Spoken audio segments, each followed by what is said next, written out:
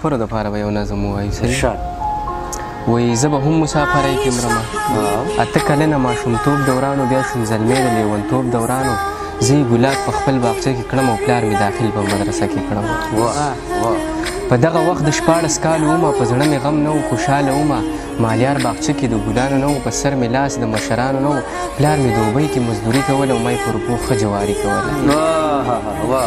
خوږې مورغې کې ګرځولې بچې د پلار نیازبینه او نازولې بچې څه مې کول چې مدرسې ته تلم او ماسې روپۍ وې میخانې ته تلم چې د غمونو خیال مې کور ته وشو چې ټلیفون مې خوږې مور ته وشو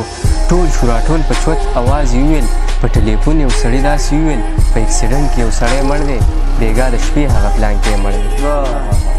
په ارمانونو مې سیلاب راغی په کور مې بې نیټې عذاب راغی مور مې د خپل سر نه ویښته وباسي د خوب دادا مې جنازه وباسي په دغه سوچ باندې سحر ماښام شو د کور بوجونه ټول زما په سر شو د مجبورۍ نه مزدورۍ له لاړم زه د سعودي مسافرۍ له لاړم په تنهایي کې ورځې شپې تېرېږي سختې په ما او په هغې تېرېږي وخت مې په څه ځایږو اوس دغه سوچونه کوم د تېرې شوې زمانې ډېر ارمانونه کوم په ما تېر شوی ژوند که بیا چېرته په لاس راغی د پلار د یوې روپۍ راته احساس راغی یو ځل په میاشت کې به یارانو کور ته شپې له تللی کاش چې د یانه زه سکول او مدرسې ته تللی نن به مې ولې سوي سوي اسویلي کولې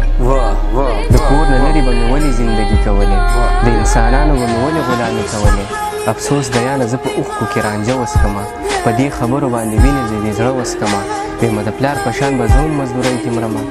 د کور نه لرې به زه هم مسافرۍ کې مرمه